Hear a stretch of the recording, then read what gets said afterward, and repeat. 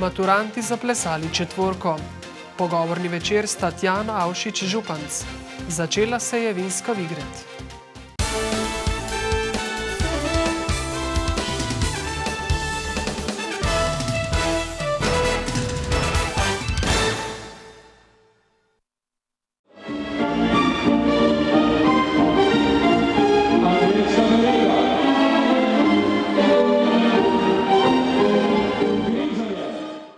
Lepo pozdravljeni. S tem simbolnim dejanjem, maturantsko četvorko, so se maturanti in maturantke danes točno ob 12. uri v številnih slovenskih in evropskih mestih poslovili od srednješolskih klopi in pozdravili vstop v odraslo dobo. V Novem mestu je bil dogodek še slovesnejši, saj so se dijaki po prenovi vrnili na osrednji mestni trg. Ta je bil sredi dneva v znamenju rumeno-črne, barve pridnih čebel. Tudi dijaki zaključnih letnikov morajo biti v teh dneh v pripravi na zrelostni izpit precej marljivi, a danes so pozabili na te skrbi in na glavnem trgu, kot tudi v drugih mestih, pripravili čudovito vzdušje. Ful v redu, fajn, vso smo se imeli, zabavali se, smejali, plesali, tako. Pa ne rečem veliko ljudi, mečkim preveč za moje, da bi jaz lepo počutil, ampak je pa zelo zanimivo, no? Najboljši, nekaj najpozabenega! Super je bilo, ker nas je bilo tako veliko, pa smo se imeli res fajn. Ja, za vzdušje gre res. Zdaj pa jih čaka trdo delo in potem, tako se nadejajo vsi, svetla prihodnost. Pričakovanja so visoka, ne, pač na faks, na katerega sem pisala, pač mogla biti prita na maturi, ampak zdaj moramo uživati ta dan, tako da pol pa napolno za maturo, pa naprej. Faks, potem pa kakšno zaposlitev, družina, tako, pa naprej. Katera smer? Inženir strojništva, dvoletni faks, potem pa zaposlitev. Imam enake cilje kot on. Tudi biti gledalec oziroma spremljevalec četvorke je zanimivo doživetje. Vsako leto je posebna zgodba zase. Moramo vedeti, da je ples pravzaprav del naše kulturne dediščine in na ta način jo tudi ohranjamo. Plesanje četvorke in ostalih plesov je v takšni množici veličasten dogodek in zagotovo eden tistih, ki ostanejo trdno zasidrani v spominu. Posnetek maturantske četvorke v celoti si lahko v programu vašega kanala ogledate ob 20. uri. Morda bodo nekateri dijaki v prihodnjih mesecih začeli obiskovati katero od fakultet Univerze Novo mesto, ki letos skupaj s svojimi članicami praznuje 3 obletnice. Prvo obletnico delovanja univerze, 10. obletnico Fakultete za zdravstvene vede ter 20. obletnico Fakultete za ekonomijo in informatiko. Pred dobrimi 20 leti so orali ledino kot prvi samostojni visokošolski zavod v širši jugovzhodni regiji. Tedaj se je imenovala Visoka šola za upravljanje in poslovanje, danes je Fakulteta za ekonomijo in informatiko. S še 3 fakultetami pa je od lani združena Univerza v Novem mestu. Ta skupnost učiteljev, študentov, raziskovalnega dela, pedagoškega dela v enem posebnem okolju, kjer se razvijajo intelektualne vrednote, moralne vrednote. Na univerzi, ki zaposluje več kot 150 visokošolskih učiteljev in sodelavcev ter ima približno 700 študentov, so v 2 desetletjih zabeležili skoraj 5000 diplomantov. Vse programe so sooblikovali in jih še danes izvajajo v sodelovanju z regijsko gospodarsko zbornico, lokalnimi podjetji, pa tudi izobraževalnimi in zdravstvenimi ustanovami. Vse ustanoviteljice Univerze v Novem mestu delujemo s skupnim ciljem in sicer ponuditi okolju potrebne in aktualne študijske programe, s katerimi bomo omogočili razvoj gospodarstva v jugovzhodni Sloveniji. Fakulteta za zdravstvene vede že dobro desetletje stremi k višji kakovosti in odličnosti na področju zdravstvenih ved. Mi želimo pravzaprav vse diplomante vseh 3 stopenj študija in vseh programov usmerjati k temu, da seveda v okviru svojih kompetenc svojega strokovnega profila znajo zagotavljati varno in kakovostno obravnavo pacienta.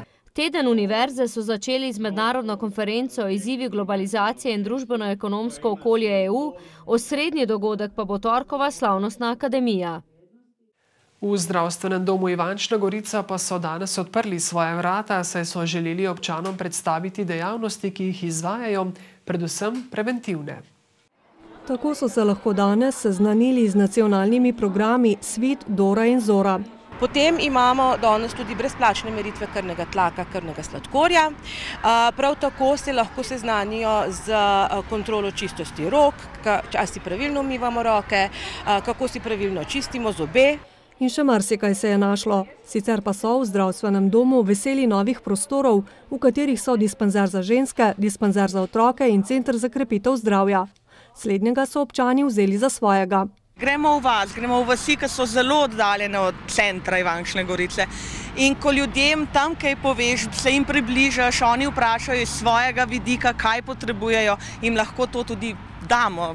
Veliko vlogo pa seveda še vedno igrajo družinski zdravniki. Teh je v Ivanškem domu trenutno 6. Nekako za normalno delo, za katero se v zadnjem času zelo borimo, se pravi, da bi delali po standardih in normativih, da bi imeli za pacijente dovolj časa, bi potrebovali vsaj še 2 družinska zdravnika. Zdravstvu poskušajo pri pridobivanju dodatnih prostorov in programov po svojih močeh pomagati tudi na občini, pravi župan.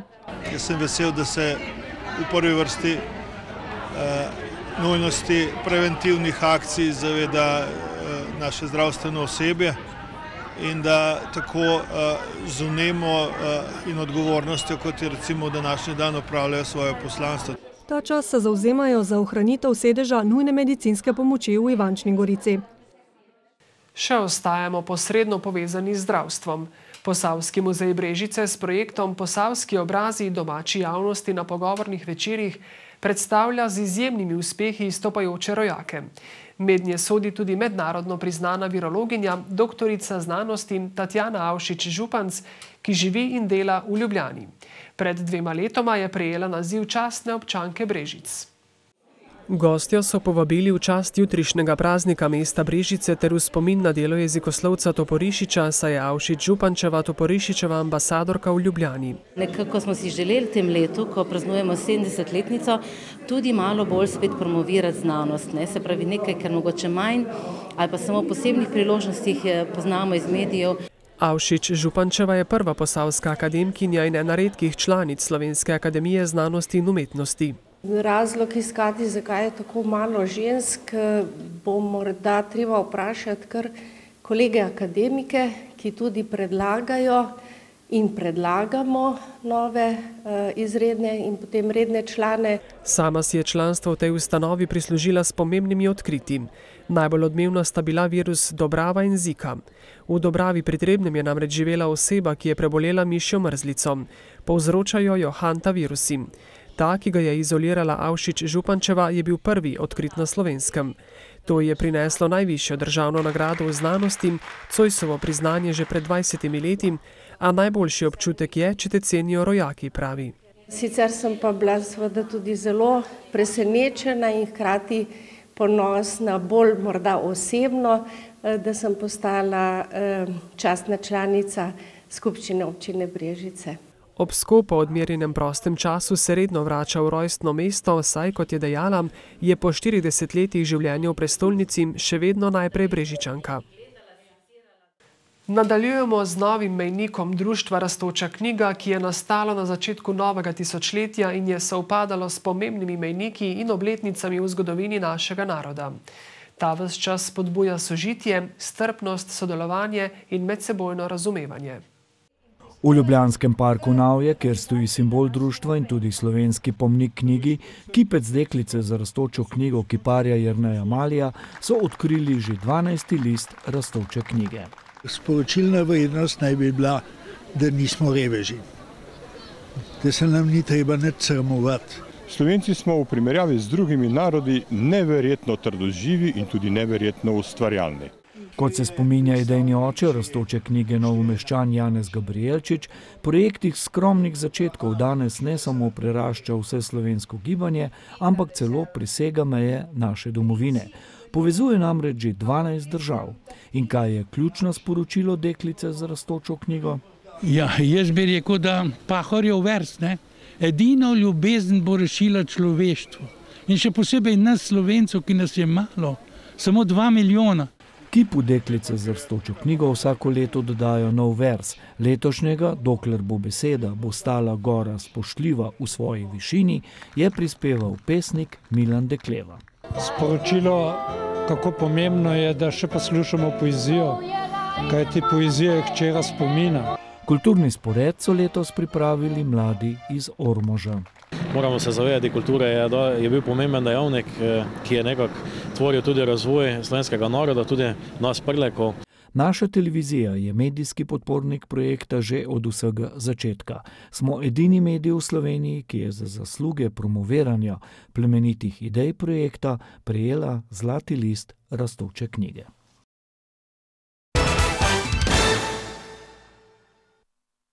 Čez dobro uro se bo v Metliki uradno začela 37. vinska Vigred. Neuradno pa so 3-dnevni festival vin, kulinarike, etnoloških posebnosti, kulture, športa in zabave začeli že sinoči, ko so v tamkajšnji grajski kleti pripravili večer dvorjenja vigrednih šampionov.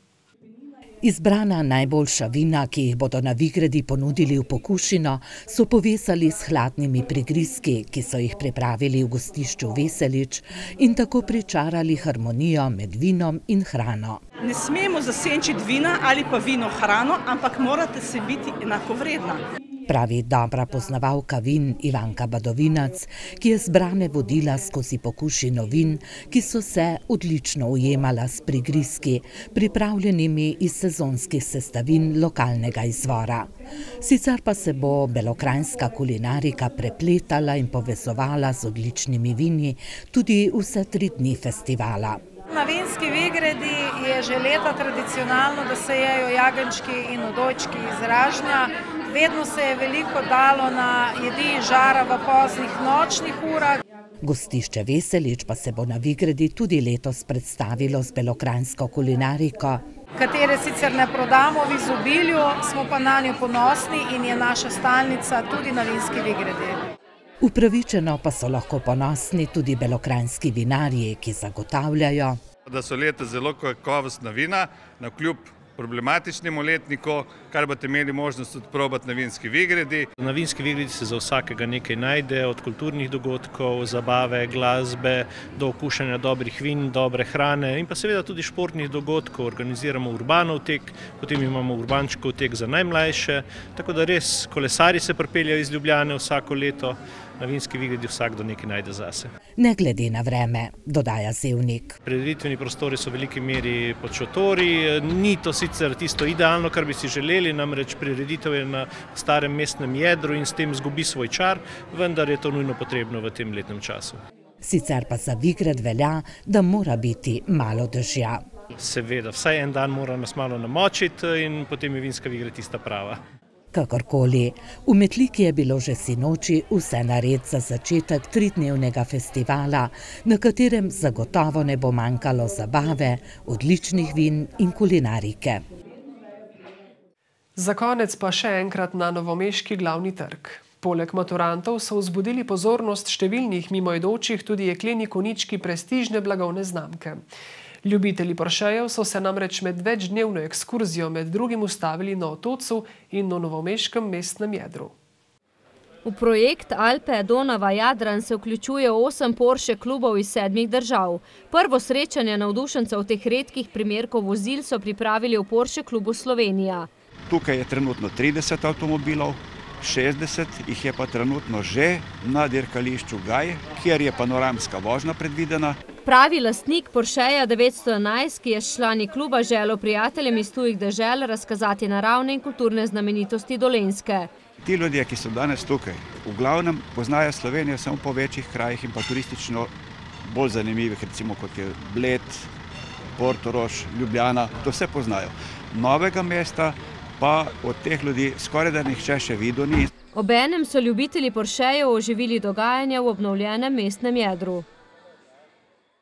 Živahen dan je bil torej marsikje in prav tak bo tudi konec tedna s številnimi prireditvami, na katerih ne bodo manjkale niti naše kamere. Lep večer.